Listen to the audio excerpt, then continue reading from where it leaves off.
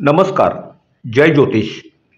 बृहन महाराष्ट्र ज्योतिष मंडळ व फरस ज्योतिष मंडळातर्फे कैलासवासी पंडित श्रीकृष्ण जकादार यांच्या 107व्या जयंतीनिमित्त पुरस्कार प्रदान सोहळा नुकताच पुण्यात पार पडला.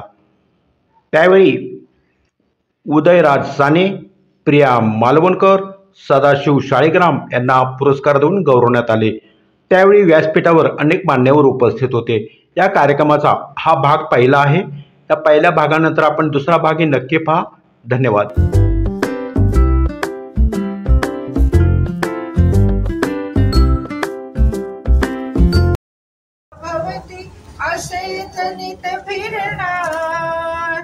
असेच नित फिरणार ग्रह ताऱ्यांची गतिमानता भावी काल ठरणार वराह मिहिर पराशर ऋषींनी गणिती भास्कराचार्यांनी ज्योतिषाचा रचिला पाया त्या भक्कम पायावरती गर्भावी घडणार ग्रह ताऱ्यांची गतिमानता भावी काल ठरणार 12 राशी 12 स्थाने त्या राशींचे गूढ उखाणे काल राशीचा निश्चित असून राशींच्या त्या भावावरती परिणाम दिव्य करणार ग्रह ताऱ्यांची गतिमानता भावी काल ठरणार लग्न संतती शिक्षण प्रीती व्यवसायाची सुसाट प्रगती आरोग्यासव औषध पाणी आयुष्याच्या भव्य सागरी नाव कशी तरणार ग्रह ताऱ्यांची गतिमानता भावी काल ठरणार जय ज्योतिष.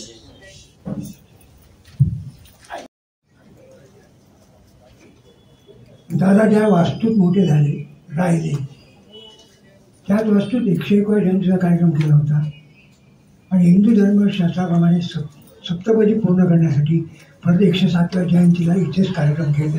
हाच मोठा योगायोग. योगायोगाची भाषा जेव्हा येते तेव्हा या गोष्टी येतात. कारण दादांकडून आम्ही काही शिकलो, काही अनुभवलं, काही आचरण केलं. म्हणजे आचरण आणि अनुभव जेव्हा आम्ही एकत्र करतो तेव्हा आलेल्या पुस्तकाला काय द्यायचं असतं हे फक्त दादांनीच शिकवलं.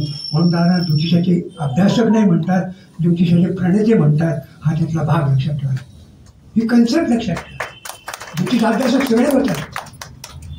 भविष्यकाळ होण्यापेक्षा आजच्या काळात लोक समुपस्थित ठेवतात, पण दादाच्या काळात नव्हते.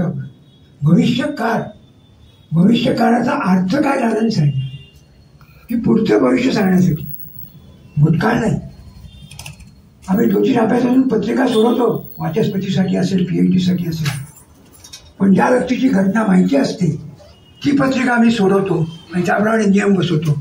पण माझं उलटं मत आहे दादांनी सांगितल्याप्रमाणे की आपण पत्रिका पाहून नियम ठरवायचे असतात आणि ते नियम पुढच्या 100 लोकांसाठी वापरायचे असतात. तो ज्योतिषशास्त्राचा उपयोग होतो. ही कन्सेप्ट डोक्यात ठेवायला लागेल. दादांची फार कन्सेप्ट मोठी दिली. जेव्हा मी काल सुशीलकुमार शिंदेचा फोटो असतो तेव्हा सुशीलकुमार शिंदेची आठवण जरूर एक सांगायला हरकत नाही आम्हाला. बाळासाहेब देसाई याच जागेमध्ये गृहमंत्री असताना ग्रंथालयाचं उद्घाटन करायला आलं आणि ते उद्घाटन झाल्यानंतर त्याच्या बंदोबस्तासाठी सुशीलकुमार शिंदे इन्स्पेक्टर असल्यामुळे होते.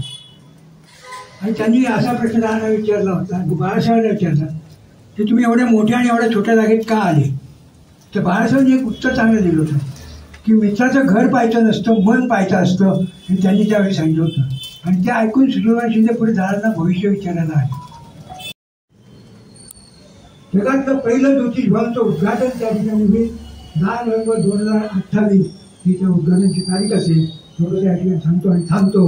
जय महाराष्ट्र, जय ज्योतिष. नमस्कार. आदरणीय व्यासपीठ व सर्व पुरस्कारपीठ आणि आत्ताचे सहभागी संघ. नंदाने आता आज दादांची जयंती आहे. दादांची जयंती म्हणजे दादांच्या आठवणी जागृत करणं हा एक भाग महत्त्वाचा असतो. नंदाने काही गोष्टी सांगितल्या भावाने, पण आणखी काही गोष्टी अशा महत्त्वाच्या आहेत. आमची ही खोली 10 बाय 10ची होती फक्त, आणि लोकसत्तेचे संपादक हरा महाजनी 6 फूट उंच या दरवाज्यातनं यायचं तर वाकून यावं लागायचं.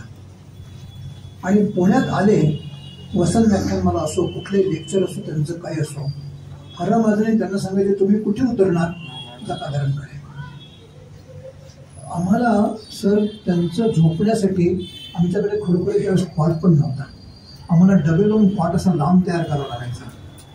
आणि हरा महाजनी अत्यंत प्रेमाने इथे रवींद्र महाजनी या जागेतच इथं गाडी थांबवायचा आणि इथं करायचा. दादांनी माणसं जोडली, हा भाग महत्वाचा आहे. मग जादूगर गोगिया पाशा असो किंवा गव्हर्नर चेरियन असो, हे सर्वजण 10 बाय 10च्या पुढे दादांनी आणले. सर्व दादांचं वैशिष्ट्य म्हणजे त्या काळात ज्योतिषशास्त्र जेव्हा अगेन्स्ट फ्लो दादा पोहत होते, प्रवाहाच्या विरुद्ध पोहत होते, तेव्हा त्यांनी सर्व या वृत्तपत्राचे संपादक असो, वृत्तपत्राचे बातमीदार असो, त्यांच्याशी दोस्ती केली. आज चर्निंग करायचं म्हणजे काय करायचं, ज्योतिष. आज लोकांना ज्योतिष यूट्यूब आणि या माध्यमातून समजत आहे, पण त्यावेळेस चर्निंग करायचं म्हणजे काय करायचं, वृत्तपत्र हे महत्त्वाचं साधन होतं.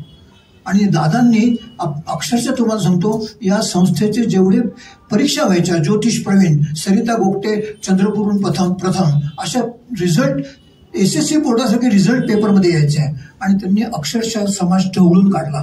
आणि आज त्यांचा समाज ढवळून काढला म्हणून आज ज्योतिष या पदापर्यंत पोहोचलेला आहे. आणि हा भाग अत्यंत महत्त्वाचा आहे. ज्योतिषाचा पाया त्यांनी रचला. आम्ही दोघं भाऊ त्या बिल्डिंगवरनं फक्त पतंग उडवतोय, पण ती बिल्डिंग आम्हाला वडिलांनी बांधून दिली, हे नम्रपणे मी या ठिकाणी सांगू इच्छितो. हा भाग महत्त्वाचा आहे. या दृष्टीने दादांनी हा सगळा केला. त्यांचे भविष्य पाहण्याच्या पद्धती वेगळ्या वेगळ्या होत्या. त्यांच्याकडे लोक यायचे, त्यांना ते डायरेक्ट सांगायचे. काही वेळा एखाद्याकडे प्रश्नकुंडली आपण मांडतो हल्ली, ते पुष्कळ म्हणायचे की एक चौकट मांड, मध्ये आकडा घे, 7 आकडा, चल सुरू. त्यावेळची परिस्थिती, त्याची मानसिक काय आहे, त्याच्यावरती त्याला सोलेस देणं, त्याला समाधान देणं, हा भाग अत्यंत महत्त्वाचा होता. दादांनी ज्योतिष हे समोरच्याला ऊर्जा देण्यासाठी वापरलं. कधीही कुणालाही घाबरवलं नाही, कधीही कुणाला कशात गुंतवलं नाही. त्याला फक्त ऊर्जा देणं, त्याला शक्ती देणं, आणि त्यांनी उभं राहणं, आणि उभं राहून त्याला एका योग्य मार्गावरती आणून सोडून देणं, आणि त्याला सांगायचा प्रयत्न कर, चल तू यशस्वी होशील. ही भूमिका दादांनी मांडली. आणि या भूमिकेत, त्या संस्कारात आम्ही वाढलो, आणि तो संस्कार आम्ही आज दोघं भाऊ पुढे चालवतो. आज या ठिकाणी आपण एक जीवन गौरव पुरस्कार देणार आहे उदयराज साने यांना. मी त्यांचं मानपत्र वाचन करतो आणि त्यांना पुरस्कार देऊ आणि चला.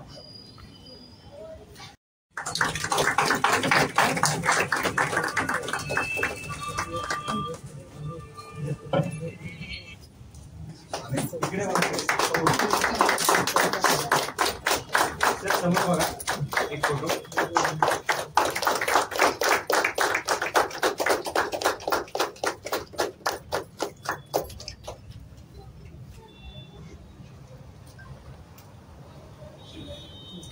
अभ्यास मंडळ यांच्या वतीने मला जो पुरस्कार दिला याबद्दल मी सर्वप्रथम संयोजकांचे आभार मानतो. पण मुख्य म्हणजे हा पुरस्कार जो मला दिला तो ज्यांच्या नावाने दिला त्याला जास्त महत्त्व आहे.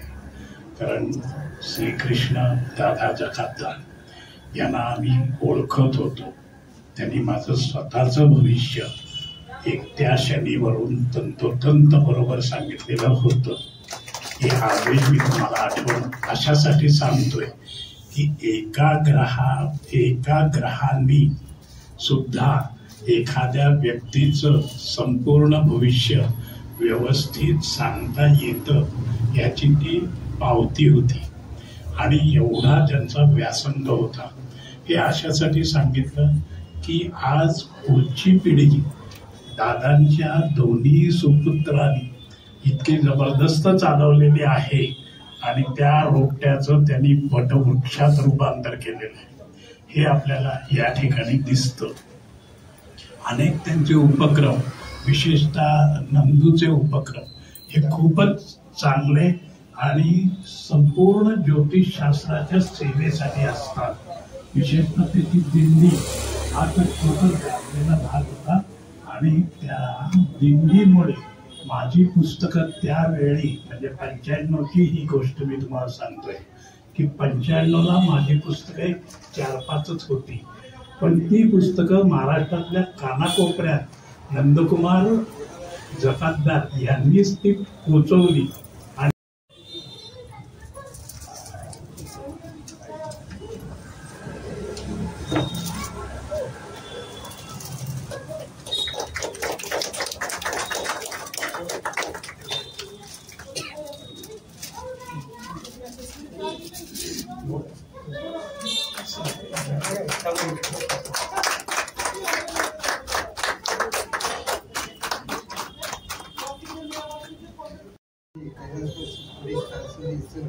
माझे गुरु यांच्या नावावरून नावानिमित्त नावाचा मला पुरस्कार दिला, त्याबद्दल मी त्यांचा अतिशय ऋणी. शहासाहेब सरांचा क्लास 2001 पुण्यात भोपळ्याच्या वर्षामध्ये चालू होता. मी 2000 रिटायर होऊन जेव्हा आलो त्यावेळेला मी त्या क्लासला आम्ही शरदचंद्र भोपळे, माझा मित्र सतीश निलंगेकर असे आम्ही 4-5 जण जॉईन झालो. तर त्या क्लासमध्ये शासनिक सर एकदा म्हणाले की तुम्ही पुण्याचे लोक खूप स्वतःला विद्वान समजता, पण पुण्याचं पंचांग नाही.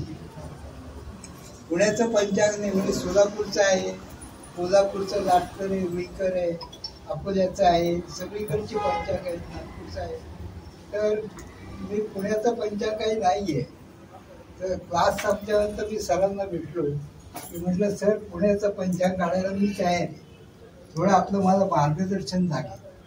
आणि 1996 साली मी ऑलरेडी एक पंचांग बनवलेलं होतं, ज्याला एक इंटरनॅशनल पंचांग म्हणजे सर्व देशांकरता सर्व धर्मांकरता अशी माझी एक ती कल्पना होती. आणि 96 साली मी ते पंचांग बनवलं. आणि इथं जो संबंध आला कारण का 1964 साली जेव्हा आम्ही वर्तमानपत्र सकाळचं वाचायचो तेव्हा दादासाहेब जकातदार यांचे लेख दैनिक सकाळमध्ये असायचे. अजंता जैन, इंदुमती पंडित आणि पंडित श्रीकृष्ण जकातदार यांचे लेख त्या काळात राजकारणावर खूपच असायचे. इंदिरा गांधीचा तो काळ होता आणि त्यामुळे त्याच्यावरचा प्रत्येक राजकारणाचा लेख हा वाचायचा. अर्थातच त्या काळी लहान कारण इतक्या लोकपर्यंत मी पारंपरिक ज्योतिषच करतो. माझी मी जेव्हा बृहन महाराष्ट्र ज्योतिष मंडळात जेव्हा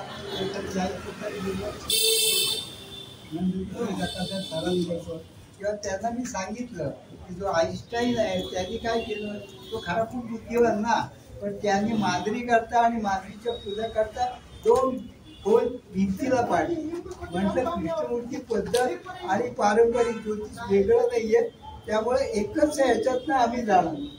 त्यामुळं मी दर गुरुवारच्या मीटिंगला मी येत असे. सांगलीचं अधिवेशन सावंतचं आणि शेगावचं आणि त्यातली जी दिंडी जी आहे ती आम्ही एन्जॉय केली आहे की ज्याचं नाव ते इतक्या आठवणी म्हणजे काय कुठे सांगू आणि कुठे नको. त्यांची सगळ्यात एक महत्वाची आठवण म्हणजे त्यांना माणसं पारखण्याची कला जी आहे त्यांची ती दुसऱ्या कोणातही ती पाहिली नाही. याचं कारण म्हणजे मला स्वतःला अनुभव आला होता. मी 1977 साली ग्रहांकितचा दिवाळी अंक प्रकाशित करण्याच्या तयारीत होतो आणि मला महाराष्ट्रातल्या सगळ्या ज्योतिषांचे नाव पत्ते पाहिजे होते. आणि ते नाव पत्ते मला माहिती होतं कोणाकडे ते दादांकडे, श्रीकृष्ण अनंत जकातदार, आपला भांडारकर रोड. तर मी म्हटलं जाऊया, फार तर नाही म्हणतील. गेलो, त्याने एका मिनिटात मला असं दिलं हातात, ते घ्या, त्याच्यात सगळे नाव पत्ते आहेत. आणि दुसरं पण काढून दिलं, महाराष्ट्रातील सर्व ज्योतिर्लिंग या दोन्ही याच्यामध्ये आहे. तर तुम्हाला ते घेऊन जा आणि केव्हा आणून द्यायचं तेव्हा आणून द्या, मला काही त्याची काळजी नाही. हा एक अविस्मरणीय अनुभव होता. तुमच्या माहितीसाठी सांगतो की आमच्याही शुभेच्छा. कॅज्युअल लुक, गुडलक चौक पुणे, राधाकृष्ण हॉटेल भारतीय विद्यापीठ पुणे आणि BR एंटरप्राइजेस सदाशिवपेठ पुणे.